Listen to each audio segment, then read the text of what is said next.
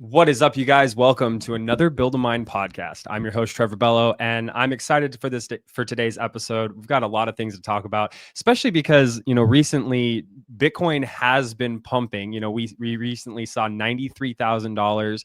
It's kind of retraced a little bit back down to about 89, 88,000. But it's a really good time to be a Bitcoiner. It feels super vindicating. I've got people asking me every day, like, "Oh, you're that Bitcoin guy. You do Bitcoin. Like, where should I start?" So, it's a really good feeling. Recently Donald Trump won the presidential election, so there's this kind of confidence in the air, for lack of a better term. People are feeling really positive about the future, the economic outlook, and I myself am feeling that too. I'm not like super for Trump or super against Donald Trump, but at the end of the day, like, I do want my family to succeed into the future.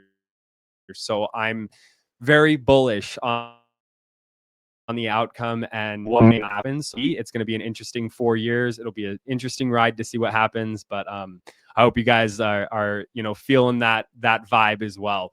Today, I have a really important guest in the Bitcoin mining space. I have Gerald Glickman. What initially invited me to talk to him was he's got a pool heater that he's been working on, and it's been going for quite a few seasons now. I'm not exactly sure. I think it was 7 seasons he's been using this pool heater. I could be wrong on that. We'll find out some more. But I'm always super curious to talk to Bitcoiners who are building these heat reuse applications. Heat hash rate heaters is what Tyler Stephen likes to call them. But super fun, super interesting stuff, and we're going to dive into that today. A little background on Gerald. So Gerald is a learner, an abstractor, Bitcoiner, and a builder.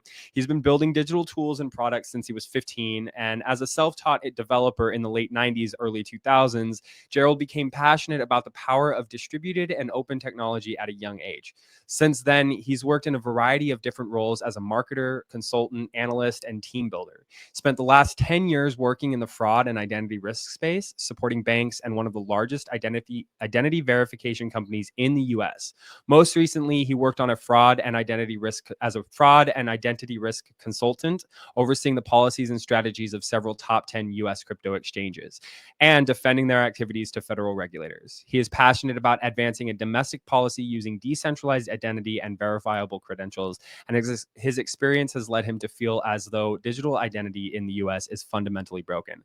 And I couldn't agree more with that. We really need to dive more into, what that means as a society, as a, country, and how we can protect ourselves. But before we dive into today's episode with Gerald, I have a few things to tell you. The first thing is there is a new innovation in containerized mining solutions from Greenwich Generation. The Pod X is a brand new revolutionary container that provides a much better capacity for cooling and a new design. So check out this video.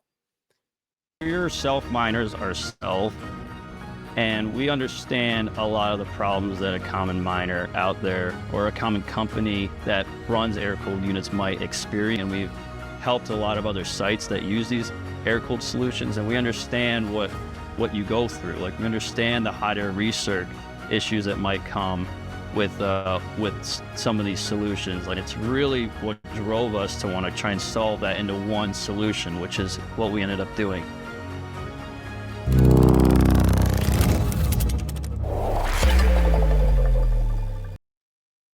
All right. Yeah, that's the new Pod X. There's a little teaser video. If you guys want to find out more, go to podx.bitcoinminingworld.com. The link will be in the show notes of the video. But go to that website and, read the description, read how you can learn more about it, and maybe possibly buy one and get one for yourselves. The next thing I want to tell you guys about is our mastermind club, which you guys have no doubt heard me talk about before. This is your partner in success in this fast-paced, quickly evolving world of Bitcoin mining. I have a quick short video for you, and then we'll get into the podcast. Join the Mastermind Club, a weekly gathering of Bitcoin miners sharing insights to help you optimize or build your mining business. Our community fosters open discussion and collaboration, connecting you with experts who can help you overcome challenges and find solutions faster.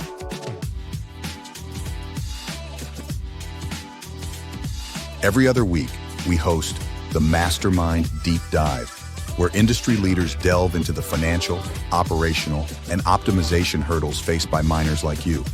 Brought to you by Bitcoin Mining World.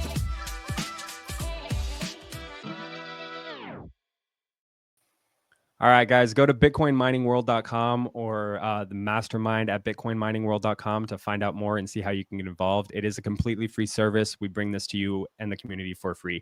Gerald, welcome to the Build a Mind podcast. Happy you're here, man. Thank you for having me, Trevor. Appreciate the very generous introduction. One small correction: I'm absolutely not a very important person in the mining space, but I appreciate it nonetheless.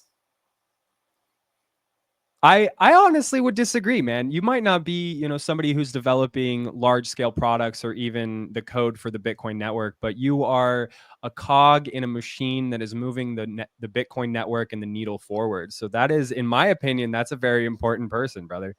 Well, I appreciate it. It takes all of us. I've learned a lot from a lot of people. I'm sure we'll get into it, and hope to inspire others. I think that's all you can ask. 100%. One thing that I've learned being in the space for such a short period of time, I mean, there's definitely been a lot of people who have been in the space longer than I have. I've only been in Bitcoin for, a little under 3 years. I'm going on 3 years now. So one thing I've learned is that, we're a community of individuals who believe that we need to take the power of money printing away from the state. And how that looks for you as an individual is completely different than it might look for me, but we're all kind of pushing this boulder up a hill, and we're all doing it together in a fashion that, helps us out on an individual level, but as a community and as a network as a whole. So for sure, the community is what it's all about, no doubt, man. 100%. 100%. By the way, I just got to shout out your hat. Absolutely amazing. Perfect, beautiful thing. I kind of want to get myself one of those, man. Where'd you get that? So I'm a national member at Bitcoin Park in Nashville, Tennessee. So if anybody listening has not been, it is a real life citadel for Bitcoiners. It's first time I was there. It's like Disney World for Bitcoiners, like just incredible people. And just the density of brilliant Bitcoiners in that space is unreal. So go check out Bitcoin Park in Nashville if you haven't been there yet.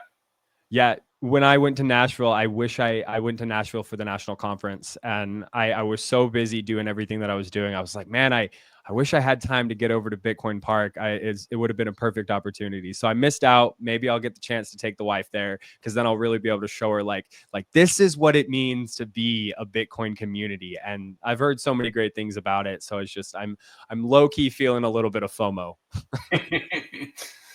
Well, I appreciate it, and I think the beautiful thing about Bitcoin is these real life citadels are popping up everywhere. I just watched your episode with Tyler.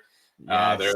They're replicating the model in Denver. I think in years to come we'll have more and more, and that's what it's all about: just bringing people together, making a space for conversation, education, and for people to work together. So it's fantastic.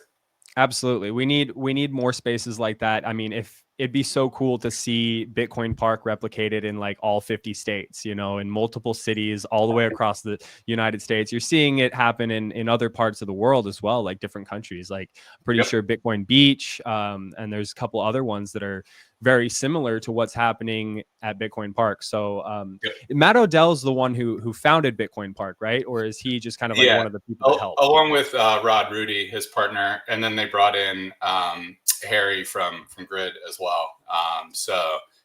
I think they're all three now kind of co-founders at this point. Hell yeah. Well, I haven't heard of the other two, but Matt Odell, him and Marty on their podcast, they're just straight legends, man. Straight legends. Oh, yeah. So I love it. All right. But hey, let's kind of just dive into what we're going to be talking about today. I kind of want to start a little bit with your history. So you've been building since you were about 15 years old. Could you kind of just give a little bit of your background? What kind of got you started down this road of developing and just all the stuff that you've been doing, and then how that kind of tied into your early experiences in Bitcoin. Yeah, they're kind of disjointed, but I guess the context is helpful. So yeah, I was, my just a nerd as a kid, right? Like exposed to computers at a young age from my grandfather, who was an electrical engineer, got me on, some early PCs as a kid. And, in the 90s in high school, learning how to program on a TI-83. And then got into, web-based stuff. And even, I guess before that, C++, and then the internet was really kind of to turn on, so HTML, JavaScript, backend stuff, PHP, MySQL. Thought I wanted to, study computer science. Went to Virginia Tech for computer science. Immediately dropped out of computer science because it just. Yeah, I realized, I love the technology as a function of solving a problem, right? So I'm never going to be the guy. Okay. That really cares to know why this piece of code is the most efficient, or why this query is computationally better than this query. Like for me, it's just like, input output, and it's a means to an end. So yeah, spent a lot of the latter parts of high school just being a learner. Took MCSE classes, which is for those who may not know, Microsoft Certified Systems Engineer. So just kind of a nerd, just fascinated with technology. Built websites for local businesses in high school, carried that through all through college, worked for myself, and after college as well as a developer, owned my own business, ran my own websites, and things like that. But yeah, I put it down, the development side, put it down in my early to mid 20s. Got a real job once I realized that, steady income is a good thing. You're supporting other people or just yourself. So made that trade-off. But, over the last 10 years have been in fraud and identity risk management, predominantly in a financial services context. So spent 6 years at Capital One. And speaking of other employers, I should start by saying, nothing I express today, standard disclaimer, all these opinions are my own. Have no relation to any current, future, or past employers. But yeah, spent 6 years at Capital One in the fraud and product space. And then went to go lead the fraud team at a company called ID.me, which is an identity verification company. We were the front door for a few dozen states during the height of COVID. So, so $1 trillion of COVID relief that we were protecting. And then, yeah, for the last about 2.5 years, I was at a bank in a fraud and identity role, kind of overseeing fraud and identity programs at different fintechs and crypto exchanges. So it's been a weird journey. I did some other weird stuff in between, marketing and advertising, consulting. But really, I've been on this fraud and identity train for the last 10 years. I find identity fascinating. And to the latter part of your question, in terms of how my background kind of led me to Bitcoin, I think, just starting my career as a curious developer, understanding how digital tools and technologies work, it kind of cultivated this systems thinking mindset of just, layers and stacks of technology, causal relationships. And, I think that set a really strong foundation and created a lot of kindling for me once I caught wave of Bitcoin in an intellectually honest way, because I outright dismissed it many, many times while working at a bank, while getting an MBA, right, and focusing on money. Turns out I knew nothing about the history of money or how that worked, but Bitcoin humbles all, and thrilled to be continuing to be able to learn from amazing people in the space. I guess that my Bitcoin journey started in earnest. I guess a solid 4 years ago now at this point, start of COVID. So yeah, man, it's been a wild ride, but always been technologically curious, understand how things work, but have kind of moved away from the hands-on keyboard development stuff over the years. Yeah, I hear a lot from people who've been in like the financial services space, and they all kind of come to Bitcoin through different means. But one thing is, like, when they're in that space, a lot of times they are very, for lack of a better word, brainwashed. You think that this is the way that it's supposed to be, and then it takes like one or two touch points for you to realize, oh wait, like this is not right. Do you have like any like stories as to like how you kind of transition from like in the financial space to like going, oh, this isn't okay, like this, maybe Bitcoin is the right thing? Yeah, I think there were probably two big catalysts for me, like for just Bitcoin broadly. The first one was when COVID started. Everybody could tell that things were going to change in the world. Probably going to be some impacts to different industries. So just took a little bit of cash and was like, let me see if I can like do something in the stock market here. And I think when you have that self-interested venture, you kind of start with a blank piece of paper and you put all your assumptions and your blinders down, and you start thinking about, okay, like what's best for me here.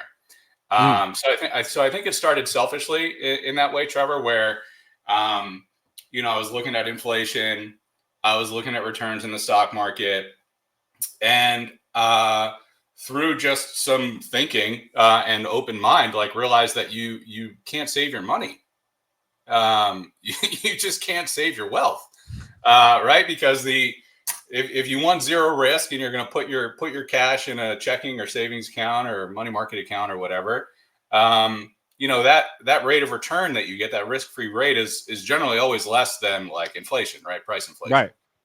Right. And again, like studying economics, getting an MBA, working at a bank, like this is a very, very basic realization, but like to your point about blinders, whatever it is, that didn't really sink in with me. Or maybe it did. And I just, out of my own ego and overconfidence, just said, this is not a problem for me to think about right now. But I think that was the first one, the realization that you can't save your money. And that for me was like a fairness issue, right? Like I've done well in my life. It doesn't impact me as much as it impacts other people. That's for sure. But I've realized like I'm a very like principled and like fairness driven person. And once I realized that like, people who are working their whole life and trying to save, the fruits of their labor, they actually can't without risking their money, without gambling with it, right? In the stock market or otherwise. Yeah. And that didn't seem right with me. So I looked for ways to kind of disprove that. But I think it's true. And I think the other one was, as I studied more and more, I realized, how access to the financial system and just like money in general is wielded as a source of power in authoritarian and dictatorship regimes. And, that just became like another, just like, wow, this is like a big issue for billions of people, right? Like half of the globe lives under those types of regimes. And, here comes Bitcoin, a truly decentralized peer-to-peer permissionless network that completely subverts the power of, dictators and authoritarians who are looking to, put political pressure on people who disagree with them. And that just seemed like a good thing for humanity for me. So those two things really pulled me in. And then, of course, once you're down the rabbit hole with Bitcoin for a while, you start to ask questions about mining. What is mining? How does that work? And that was a whole nother journey. But I think those are the two big ones for me for Bitcoin in general. Yeah, one thing I want to touch on, you kind of said you came to Bitcoin selfishly, looking for a way to secure your own wealth and time, because time is money, money is wealth, that kind of stuff. Like I don't see anything wrong with that. Before it's kind of like this idea of like when you're on a plane and, the plane's falling down, you need to secure your own mask before you secure someone else's. Like if you don't have the proper understanding and the basis of like, this is how you save money, this is how you risk-freely save your money, you can't like do it for your family, and that means your extended family as well. One thing, like when I came to Bitcoin, we had just bought a house and I was trying to navigate like this whole world of like, owning this thing that I thought was an asset at the time, and understanding like, okay, well, like I have this job and I make this much money and my wife makes this much money and we're living this life, but it's not enough. Like we want more ideally. And how are we supposed to be able to get to where we want when it seems like the prices of everything are going up and the wages are going down? And so that was like this first like thing that started getting me to start thinking about it. And I dove through like the stock market. I started trying to do all that. And fundamentally, like I couldn't agree with anything, like any of these prospectuses or the values of these companies. And so for me, it was super hard. But as soon as like I got introduced to Bitcoin through Preston Pish's podcast, it was like light bulbs, fucking fireworks going off, man. I was like, this is the thing. And it comes to your point of fairness. Yeah. Like I've always grown up thinking that like every man and woman who goes out and works hard for something should get an equal valuation of their time and energy put into the market. And for me, that was just like a fundamental thing. My grandmother and my grandfather always told me, like, if you work hard and you dedicate yourself to something, you're going to see the fruits of that labor. And it didn't correlate in the fiat world, in the fiat system. Is like, that's not correlating. I'm working my tail off and like, I'm not getting this value back. It's just being siphoned from me. So when I saw Bitcoin, it was just like I said, a light bulb. And it was like fair and equal rules for all, even the people who are creating the monetary supply. And, we'll dive down the road of mining and stuff like that. But for me, it was just like you said, it was fair. And you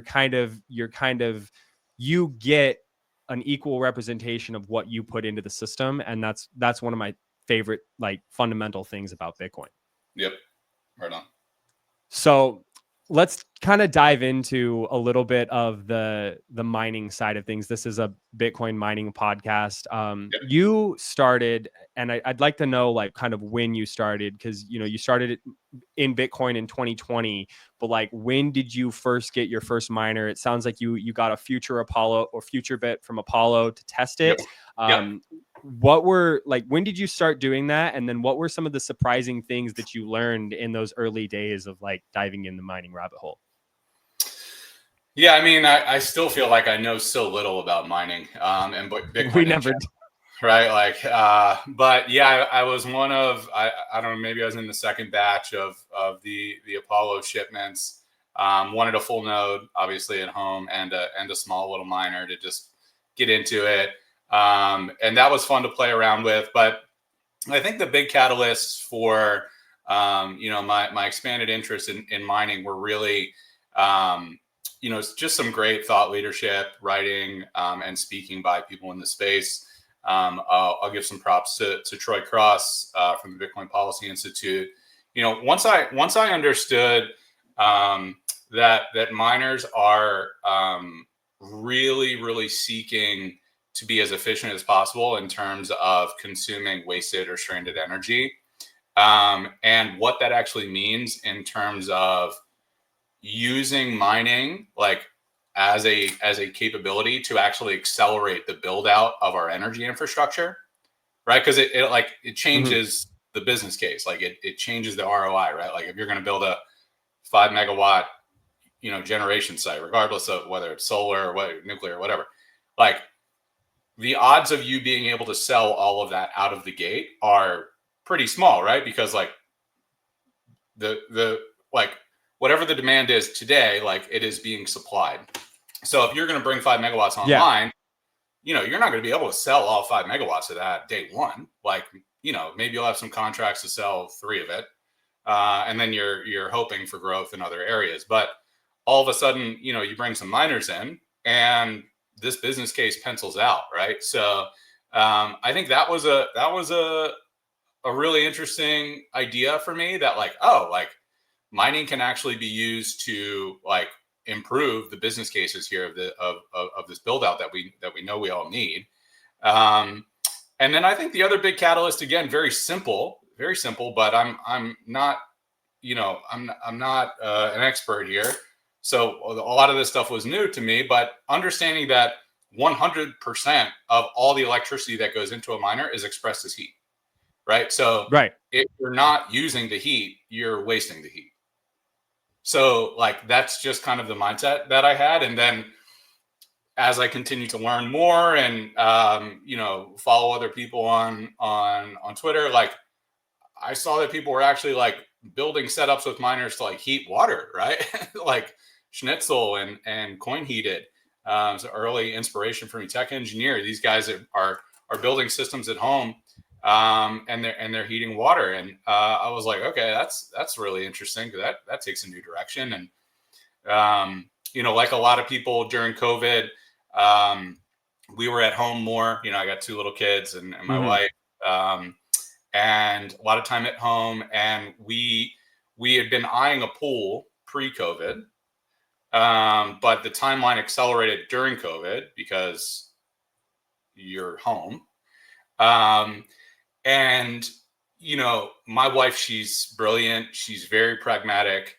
I heard you mention the wife acceptance factor. Yeah.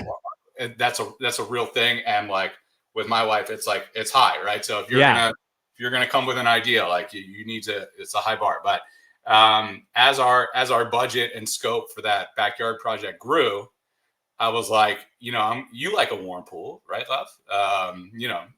Let's find a way to sell this. I love it.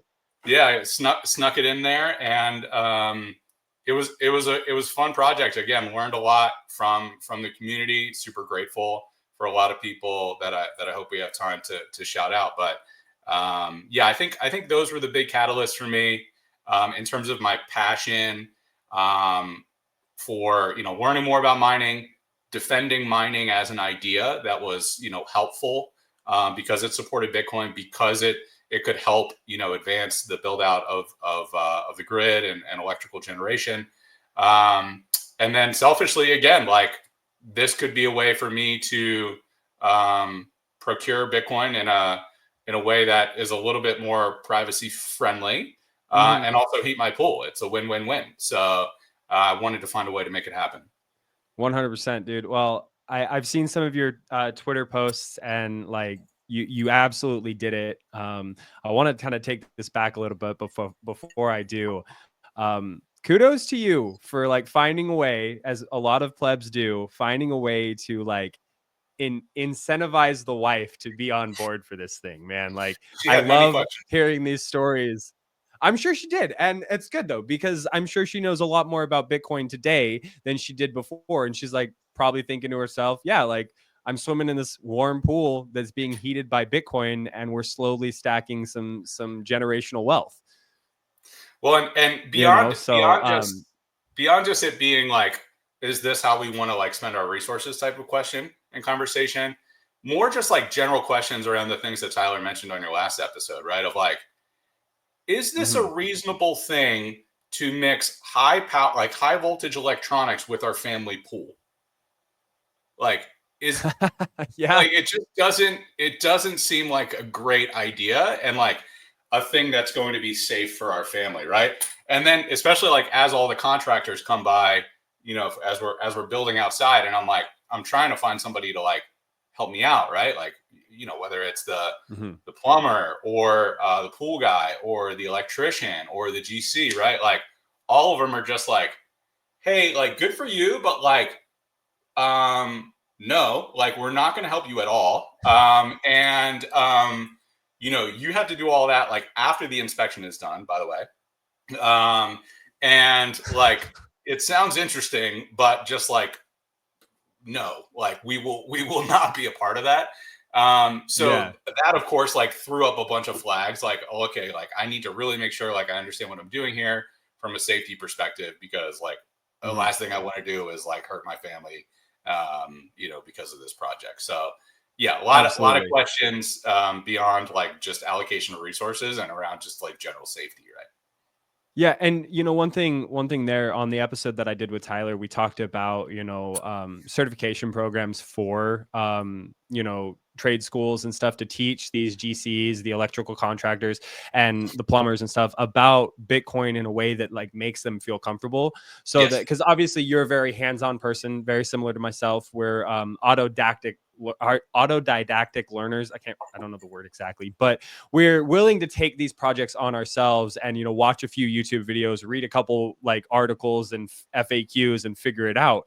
But, there's a lot of people, if we want to like spread the Bitcoin network and decentralize it in a way where, every home, or at least 50% of the homes in the United States are utilizing Bitcoin miners. I mean, we have a lot of work to do in order to make that happen. So No doubt. I'm kind of curious to get your thoughts on like what you think we need to do, as you were kind of communicating with these GCs, all these contractors, what was their biggest hurdles to get over, and what do you think we need to do in order to like bring these certification courses online? Yeah, I think the biggest lesson I learned is don't say Bitcoin.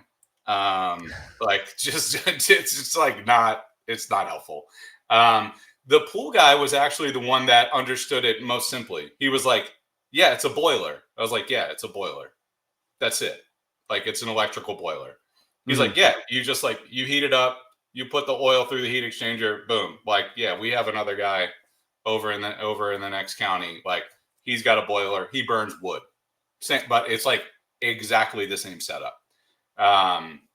So maybe not the dielectric fluid and the pump and all that, but like in terms of the flow of where the heat comes from and where the heat goes, it's an electric boiler. So yeah, I think a lot of the things Tyler brought up, and Tyler, like, just shout out to him, like absolute rock star. Yes, absolute rock star. I think, and I've kind of stepped back from the space a little bit, and one of the reasons I've felt good about being able to do that is because of Tyler specifically, and some other people that are really leading the charge here. But yeah, I think many of the things that Tyler mentioned in terms of we're early, like a few years early here, across several dimensions around like certifications around safety. I think the education and building out the local like geographic networks of installers and maintainers is critical as well. And then, just like finding a way to build a consumer facing product that is easy to understand and, comparable across all important dimensions with reasonable substitutes, right? So whether that's cost, whether that's setup and maintenance, whether that's lifetime of the equipment and overall, like, just overall utilization of the thing, it has to be on par. And it's a high bar, right? Because we talked about, or you guys talked about companies like GE and all these other people that have been making hot water heaters for 100 years. Like, they have it down to a science. It's what they do. We're coming in cold with something totally crazy. But if you look at the economics of it, like, it will pencil out. And in that way, like, this is something that I've heard Odell say, like a Bitcoin boiler in every basement. Like, it may not be every, residential basement, but certainly areas where they are generating heat via like electrical resistance heat, right? Yeah. It's just a no-brainer. Like the math is there. So it's just a function of like wrapping that up in a cost-efficient, and comparable way. So a bit of a rambling answer in terms of like what the gaps are right now, but for pool heaters specifically, Tyler mentioned Nicholas Druin from Constellation Heating. Yeah. Building beautiful pool heaters that look exactly like a pool heater, right? Like if you're like looking at different pool heaters, you're like, oh, that looks like a pool heater. Water in, water out, completely self-contained, right? So like these things are coming. And we're just a little early at this point, but it does feel inevitable across many, many applications of heating, and especially electrical resistance heating. It's a no-brainer. Yeah, I like that you brought up Nicholas. We're gonna have him on the podcast in the next few months. I actually spoke with him on Monday. We were talking about his Constellation services and like what he's trying to do with building out the network to help with demand response and other other certain things. Like he's got a very unique take on it, and I'm super excited to talk about it. But what's really cool about what he's doing, so he's designed this entire system that is consumer facing. It's ready to go. It's complete with the miner and everything. You literally just hook it up, plug it into Wi-Fi, hook it up to power, and you're ready to go. And that specifically is something that we need in order to move this forward, because as I was saying earlier, like not everybody wants to dive in and get their hands dirty. Like I would say that it's a 90-10 ratio to the people who don't want to deal with this versus the people who are like, oh yeah, give it to me, I'll tinker around with it. Like there's 10% of us that are tinkerers, 90% of us like don't want to fucking touch it. No, I would say like that's extremely like bullish. Like I would put that number at like 99.5 or 99.9. Okay, there you go. Like, even yeah, right. And especially like you have to understand the context in which people are buying these things, right? Like if your hot water heater stops working, like unless you've proactively done the research, which like who does that? Like if my washing machine stops working, like this is the one that I'm going to buy. And like, I have my top 5 list. Like nobody does that. Right. Yeah. It's more just like, fuck, like this thing doesn't work. Like I got to get a new one. Like, let me look at the top 3. All right. That one. So I think it's a big leap. I think the framing that Tyler posited around like, we need a clear advantage. And I think there will be many different business models in terms of like how people go to market with this thing of like where the sats go and like how that impacts the upfront cost and experience. But certainly I think just framing it as like a dumb heater versus a smart heater, or this one's cheaper to run. Like we need to meet people where they're at. And the people that are going to be buying these things, like if you start talking to them about hash price and difficulty adjustment, and they've lost you already. Yeah, dude, you're out of the conversation. They're going to move on. So, especially when they're in this urgent state of needing to replace this appliance that is critical to their home functioning as expected, right? So, I think we're, like I said, I think we're just a few years early. I'm so grateful for the builders like Nicholas and Tyler and many others that are putting their time and resources to build this industry. Because like I said, it does feel inevitable across many applications, but it's not going to be given to us. The work has to be done. The products have to be built. The experiments have to be run, and the learnings need to be capitalized on for us to get there. I'm confident that we will, because it's an incredible community of brilliant, ambitious, and hardworking people. But you know, there's some gaps, and I feel like Tyler did a great job articulating many of them. He really did. And one of the things that I loved about the conversation with Tyler is, you know, I very much come from this from I want to figure out how to make my life better, but also cheaper. Like I don't want to spend all this money.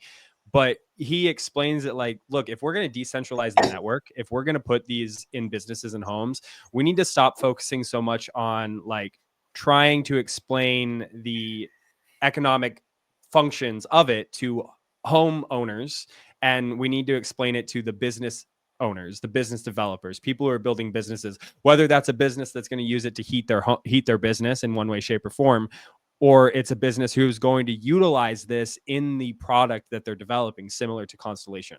Right. So either resellers of commercial products or like actual commercial applications themselves, right? So I'm thinking, you know, multi-tenant residential stuff.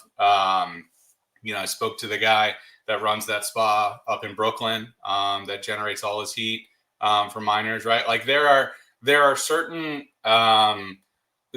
industries and applications where you're like, yeah, like no brainer. The context here, given you know the energy sources that you have available and the price that you need and the profile of the heat that you need and how often that you need it, you know, it's inevitable. But there are a lot of gaps at this point, but like they will be filled, and it's exciting to think about.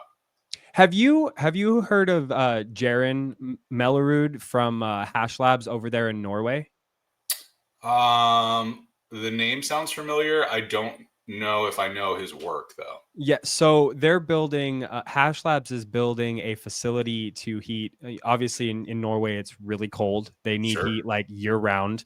It's vital to life over there. They're Yeah. building a mining facility it's basically a hydronic boiler, similar to what Nico built, but on a larger scale. Well, they're actually going to be sending this heat throughout like the entire community. It's a very small community, but Yeah. it's similar to it's district heating. That's what it Yeah. is. Yeah. And Yeah. they're going to be using Bitcoin miners to do that. And I thought, when I talked to him and kind of prepped for our podcast that we'll be doing in January, I was very excited about what they're doing, because it's like they're right there. That's a perfect use case, for like college campuses and small urban areas where they need heat to, live and to just kind of continue flourishing. And so I didn't know if you knew about that or not, but what are your thoughts? Yeah, no, so I'm familiar with the Mint Green guys. I'm not sure if that's the same company, but similar kind of like small, like well, not small. It's municipal scale like Yeah. deployments. I say small because I don't think it's like millions of people in the village or towns by any means, but I think it's thousands or tens of thousands of Yeah. people. So it's pretty big. All thing That's for most big people. enough. Yeah. So yeah, I mean, I think it's really interesting, especially when you think about places that have excess or stranded energy, Mhm. right? Where they're already using resistance heat. They're just using dumb heaters instead of smart heaters. Like it's a direct swap with like not a lot of things to discuss. Like people will get it very clearly. Because they're already plugging in a toaster to generate heat. This is a toaster that like is cheaper. So yeah, I think there's really exciting opportunities there. I think some of the other like really exciting opportunities that will be unlocked, hopefully in coming months and quarters and years is kind of what Tyler alluded to it a little bit, but he didn't say it. So I'll say it explicitly. Like, if we can get chips a little bit hotter, right? Mhm. So instead of 80 to maybe 90, Tyler mentioned 100. Like, not only does the aperture of use cases like dramatically expand, but you can actually, and again, I'm an idiot, so I didn't know anything about this. But if you get a fluid hot enough, like you can actually create cold air from that. Like there's this concept called like an absorption chiller, and similar to like Yeah. how like a heat pump works, like with a compressor and like it changes phase, right? So that is like all of a sudden now we're going from use cases where it's like, no, it's really only good for heat, to like, no, like we can generate heat, use the heat to make cool air, and regardless of what your needs are, like we got you. Yeah. So I think that is a really big unlock. I mentioned Michael Schmidt. He goes by Schnitzel. He's like floated this little idea in my mind, and it has not left. I know he's like one of the most capable people I've ever met in my life, and privileged to be able to call him a friend. He and I have spent a good bit of time at our local Bitcoin meetup here in the Richmond area. Hell yeah. But I think that's also like an area that if we can continue to work in such a way that like we can get fluid hotter, who knows Yeah. what this is going to look like. But yeah, I'm super excited about that, and I think absolutely like municipal scale or dense residential areas that already have these types of hydronic systems built, right? Because you're not gonna, if your house doesn't have a hydronic system, like you're not gonna rip up your house and put a hydronic heating system in there just so you can run a miner. But in certain parts of the world, and even in the United States, like all the houses in the neighborhood, I have hydronic heating systems, right? There's actually one across the street from me. So I think in those cases, like the product market fit is exceptional, and in other cases, it's not quite there yet. Maybe you need to focus on air cooled and put it right in line in the vents kind of thing. But I'm excited to see what this community of builders and brilliant people comes up with, and ultimately, decides to pursue and innovate around. Well, what's really neat to me is just because it is a resistive heater, like it's the heat source. And as a contractor, like I see a lot of different styles of builds. Every house has, like you said, has a different style of heating, but the idea is really the same. It's just the cooling factor that you have to contend with. How are you going to cool these miners and then transfer that heat from one place to another?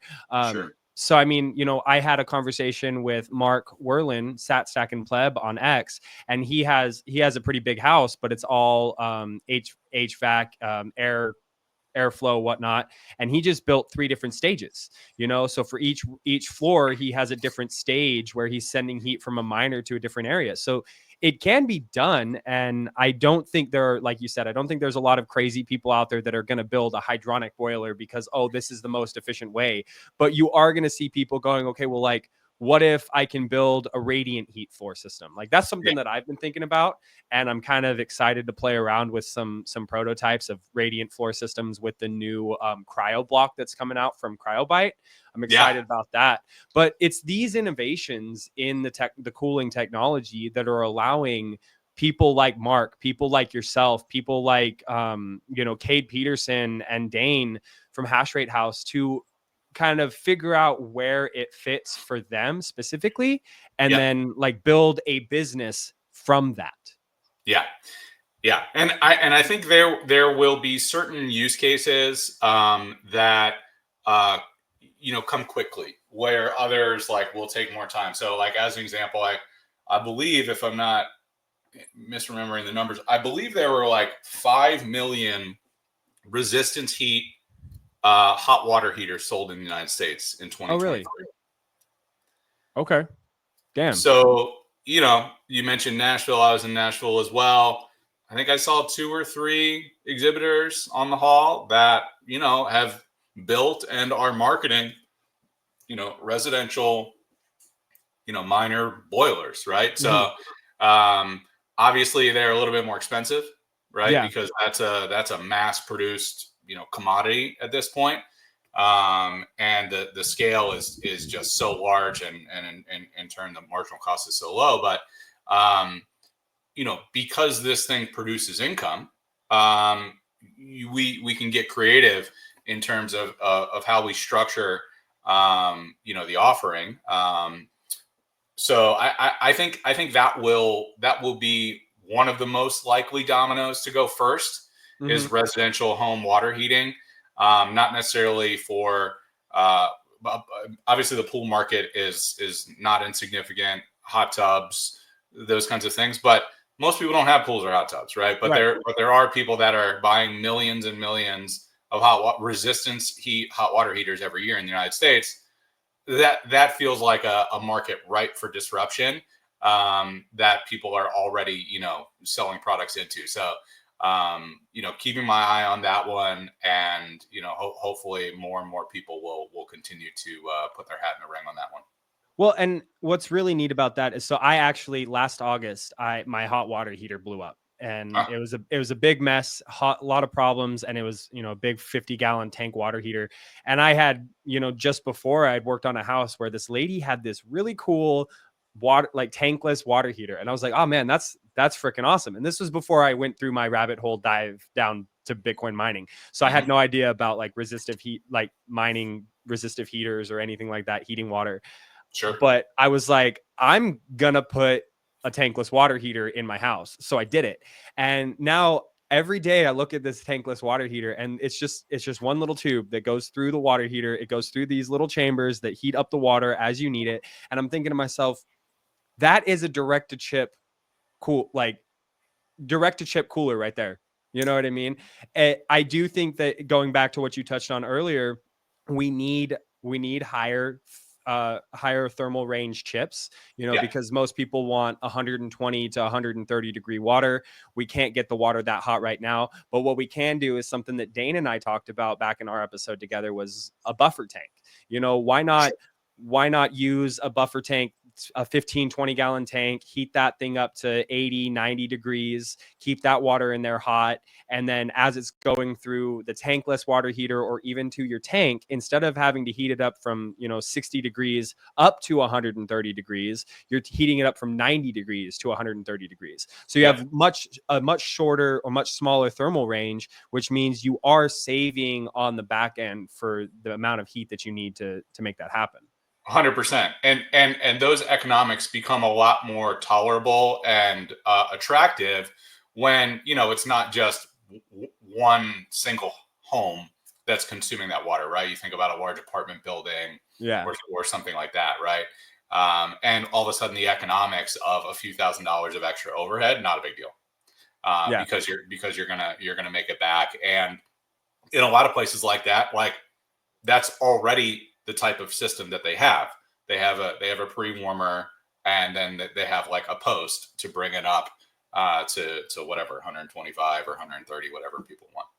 Yeah, what's that phrase? Nothing new under the sun, just new ways to look at it. It's every single time somebody builds something, I'm like, this has been done before, just not with a Bitcoin miner. And it's really cool to see. Like you said, we have such cool innovators, people who they come from it. You yourself, Tyler Stevens, like we come from this world into this world from different backgrounds, different histories, different ideas and thought processes, but we all, generally speaking, want the same thing.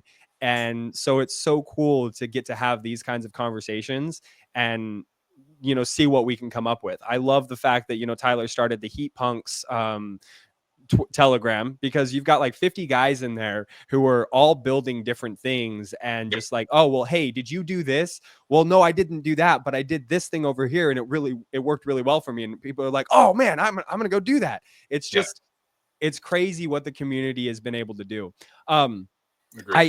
We've spent 50 minutes talking about mining, and I haven't even asked you some of the questions that I wanted to ask you. So let's go back to your build specifically. Sure. What were like you've been running this for what, 5 quarters now? Is that what I?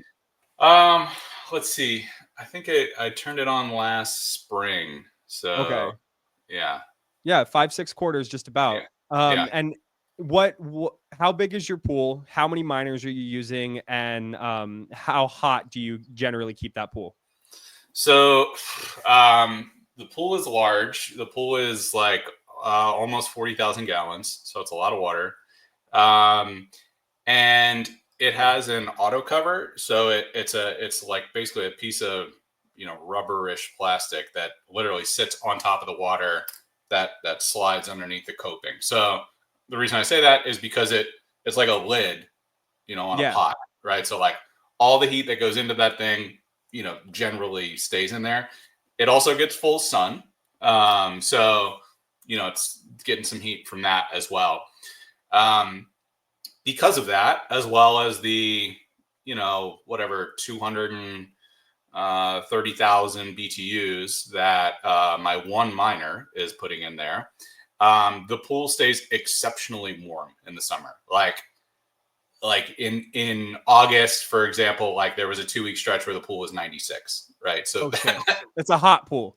It's like you go to a spa in like a warm bath, and like it's like skin temperature. Like it is not refreshing. It is not like I'm really hot, so I'm going to get in the pool. It's more like it's Saturday morning, and like we're going to be in the pool for 10 hours and we're not going to get cold. So like, here we go. So it totally changes the experience because you don't get cold. And like I mentioned, I went to my wife before. She loves the pool warm. So that works out. And we generally keep it covered if we're not in there, or if, we're just like not out back and like want to enjoy how it looks. Right. So, I have one miner. In the summer, I have to tune it down. Probably run it at, anywhere from 60 to 70%. So, whatever, it's 2,500 watts, 2,600 watts, something like that. And then in times like now where it's a little bit cooler outside, I can crank that thing up and give it full juice. I do have another miner here in my office because I started with an S19, then upgraded to an S21. So depending upon, how cold the pool temp gets, maybe I'll throw that other one in there. Also depends what happens to hash price. You mentioned in your intro that it's exciting times from a price perspective. So who knows? Maybe I'll have that other one in there and they'll both be overclocked before too long. But generally it has turned our swimming season into a year-round endeavor. So we don't close the pool. I'm in there with my kids several days a week. My wife less so. But we were in there last February, doing some cold plunges. It doesn't get super cold. I think it bottomed out at like 50, and I'm in Central Virginia here, so it doesn't get that cold here anymore. Yeah. But yeah, one miner. But I would say honestly though, Trevor, the cover is the thing that probably has a larger overall impact on the temperature because all of that heat is being trapped in there. Whereas if the cover's off, like you're going to lose so much of that heat overnight when the temperature drops. Absolutely. So I take it you're not using a dry cooler then. You're just using the pool as your heat dump. Correct. I thought about that. I got a lot of advice out of the gate of like, no, you really want a dry cooler. I was already like over budget, as you can imagine, with this type of thing. So I thought if I could save myself, the extra $1,500 or whatever it's going to be, and you could probably build your own version of a dry cooler for a lot less than that. But the way that I control everything is basically just by keeping an eye on the dashboard and saying, okay, like, the chips are too hot. I'm going to turn down the juice and kind of adjust it seasonally as the temperature of the pool changes, and in turn, like the temperature of the oil and the chips change. For sure. So now that we're kind of getting to the top of the show, or the bottom of the show, getting towards the end of it, I've got a couple questions to ask, but I want to know, like, from a fundamental, like, philosophical standpoint, was this something that you would go back and do again? Like, you would build it again? Oh, 100%. 100%. It was an amazing learning journey. I'm a keyboard jockey. This is my weapon of choice here. So to be able to get out there and build with my hands, like, love that. And I'm a learner also, right? Mm-hmm. So like there was just so much to learn. I find learning just like invigorating. And yeah, I would do it again in a heartbeat. It's definitely not for everybody. Yeah. And I think I did a good job building it in such a way that if it just blows up tonight, then like I turn a valve and like we're good. You know what I mean? Like it's not like a dependency of the pool broadly. Mm-hmm. So yeah, I think I think that's part of the build that I'm like particularly proud of, is that like from a risk mitigation perspective, I feel pretty good about if things go wrong, it's not a big deal. We mined some Bitcoin. We had some good experiences. I'm confident it'll continue to perform fine, but no regrets. Would do it again in a heartbeat. And maybe someday, I'll have the opportunity to help one of my friends around here build their own. So, well, I love to hear that. As a contractor, as somebody who's come from the, like, I hammer nails, I screw screws, I build things for a living. I'm not very computer technically literate, but one thing I can say is there's no better feeling than, talking to your wife about something, saying, hey, we should do this, and then going out, building the thing, and then watching her enjoy the thing that you just built. For me, that is just something I'm like, yeah, I fucking did that, and she's enjoying herself because I did that. Yeah. Well, and yeah, 100%. And also, your friends and family and your own self as well. Even if you're just an individual, savoring in the fruits of your own labor, right? Every time I get 100%. In there, I'm like, yeah, it feels good in here. And it feels better knowing that it's warmer because I built this thing, and we're stacking sats in the meantime. So that's just great. Man. Yeah, I mean, it's all good, but I think that is a cool part of it. I think it's also like a very unique conversation starter, right? You know, friends Yes. and family, like, hey, come over here, let me show you this. People Yeah. are like, what? It's a great way to start a conversation about Bitcoin, because it's, you know, most people have never seen anything like this in their life and have no idea what this is, but it's memorable, right? And it's a good Mhm. way. It's a good way to start conversations about Bitcoin, and mining in general. So Yeah, that right there, that's something that I haven't, I mean, I've thought about it, but I haven't put it into words like that. I worked with Antoine from 256 Heat up in Canada to build a home heater, air cool. cooled, and so I've got a small house. But one thing is like the wife was so like she was so tired of this miner being on her countertop or on her washer and dryer, and I was like, babe, but it's mining sats. It's making us money. She's like, I don't fucking care. Like, get it out of my house. Yeah. And we worked on something together to make this, you know, like you don't see the miner. All you experience is the heat. And my wife loves it because it's connected to a Wi-Fi PDU switch that Antoine designed. So literally she just goes on her phone and can turn the heater on and off and like whenever she wants from wherever. So if like she's out um doing grocery shopping or whatever and it's kind of getting cold outside and she's like, I want the house to be warm when I get home, she Yep. just opens her phone and clicks the button.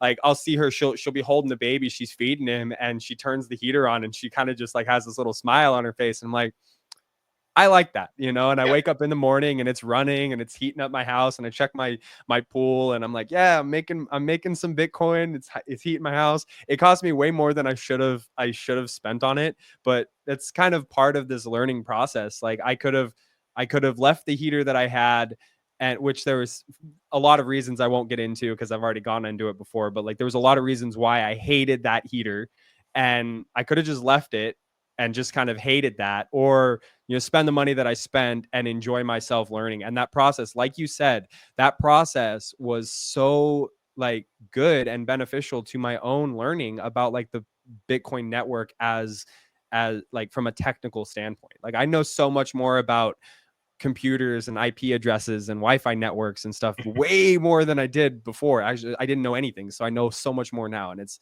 a great feeling to be able to know like I can do something if I set my mind to it. So Yep. That I love that, man. And that is such a powerful reminder that like you can just fucking do stuff, man. Like yeah, and there's you're and you won't be the first. Like that's the thing, right? Like you know, just some absolutely brilliant people that I learned from. Like I just got to shout him out. Like so John, who goes by Hashing to Heating, he's the one that I got the term heat punk from, and passed that on to Tyler.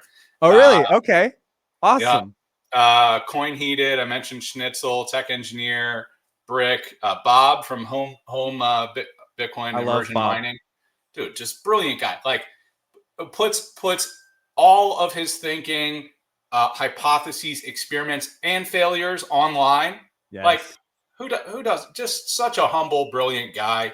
And I mentioned Nicholas and Tyler. You know, there's just incredible people that you can learn from, and you're not alone in this space. And that's why I love what you guys do. You know, building this community, bringing people together. You know, it takes everybody, but like with everybody, there's nothing that we can't do. So, you know, it's all about the community. Yeah, we're all on this journey together, and if we all just kind of put our heads together and you know trying to benefit ourselves but also like I said benefiting the network as a whole, like we can push this needle forward and we can help each other out along the way. One of my favorite things about this community, I've said it so many times before but I'll say it again, is that everybody, all those people that you mentioned, I've either had a conversation or like know of them and know that they're super reachable. it's Yeah, it's not like it's not like they're the you know, Michael Saylors or you know right. these people that like you want to talk to but you'll never have the opportunity to talk to them unless you run into them in person, you Right. know. You can just reach out on X and be like, hey, like I'm doing this thing, like you and I, hey Gerald, I see that you built this pool heater, I'd love to have you on my podcast to talk about it. We barely even talked about it, but we've had a really good conversation about just mining in general, and Yep. that's one of my favorite things about this community. So Yep. Yep. yeah. No. Well, my last question for you, Gerald. What does Bitcoin mean to you? You mentioned Sailor. I'll go hope.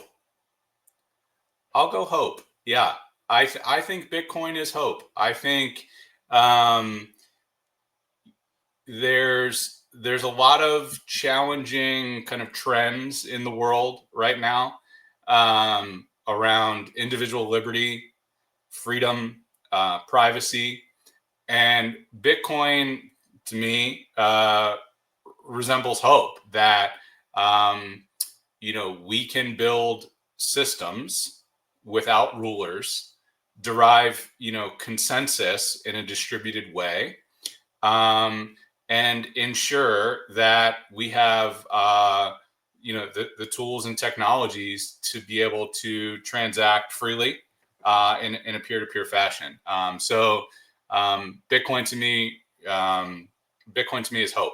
That we can achieve these things, that we can find a way to reasonably and securely store our wealth ourselves. That's kind of a net new thing for humans in the digital age. So I could ramble on and on and on. I love that question, but yeah, for me, Bitcoin is hope for a better and brighter world. I completely agree with that. That is my thought as well. Being a new father and raising the next generation of humans, I want to leave something impactful for my son and for my wife as well. And when you work all day, you trade your time for money, and that money is being debased and stolen from you through taxes, through inflation, all money printing, whatever you want to look at it. Like, it's so hard to have hope to go out and build something for yourself, because you're just like, it's just going to get stolen from me. So what do I do? And I think that a lot of problems in the world, you look at homelessness, you look at poverty, you look at, drug addiction, all these problems stem from not having hope. And if, we can show the world that, hey, there is hope, that you can build something, you can benefit from that thing, you can invest your time and energy into this thing, and it will give back to you in spades. It really looks like a brighter world. It looks like a better place to live in. And so that's fundamentally why I am working in Bitcoin, why I do what I do, is because I want to share that hope with the world. Yep. Well, I appreciate what you do, man. Appreciate you having me on, and the community that you guys are building and continue to foster. So, Well, cheers thank you to for you. that. I appreciate you coming on the show. It's a lot of fun doing what we're doing here, man. Like I said earlier, we come from it from different aspects, but we're all working on the same thing. Just real quick, tell the audience where they can find you if they want to get a hold of you to talk to you more about your pool heater, or just your background, or even just shoot the shit. Sure. Yeah. So you can find me on Twitter. I don't know how to share an MPub on Nostr, but I'm not on Nostr that much, admittedly. I have a website, geraldglickman.com. Email is hello@geraldglickman.com. If you're thinking about building a pool heating, type of mining situation, happy to meet with you and share all of my failures and mistakes, so that you don't do the same thing, and direct you to other people much smarter than me, of course. But yeah, that's probably the best place to find me, Twitter or just my website. Awesome. Well, I will make sure that those get in the description of the video, so people can easily just click on it. And if you want to share your NPub with me, I know, like you said, you're not on there very often, but I will put that in the description as well. I'll do that. Because we're not going to be like N6578, whatever. you guys get the idea. But yeah, I super grateful for you coming on the show. It was an honor to get to talk with you and just kind of learn more about your background. So maybe we'll be able to do this again as the Bitcoin bull run takes off and more people come in to ask you about how you've done this. Happy to help and share in any way that is productive for you and your audience. So thanks again for the time, man, and looking forward to talking again before too long. Awesome. Well, guys, this has been another episode of the Build a Mind podcast. I'm not sure what episode number we're on at this point. We're somewhere around 40. So it's been a really fun year. Hopefully by the end of the year, we'll get to episode 50. But I want to say I'm super grateful to you guys for tuning in and for leaving your feedback, because that really does help me kind of understand where you guys are coming from and the things you want to learn about. If you liked this episode, please like, comment, subscribe, share it out to your friends. You know, Gerald is a wealth of information. Even though he doesn't think he's a very important person, we think he is. So one more time, thank you, Gerald. And we will see you guys on the next episode. Peace out.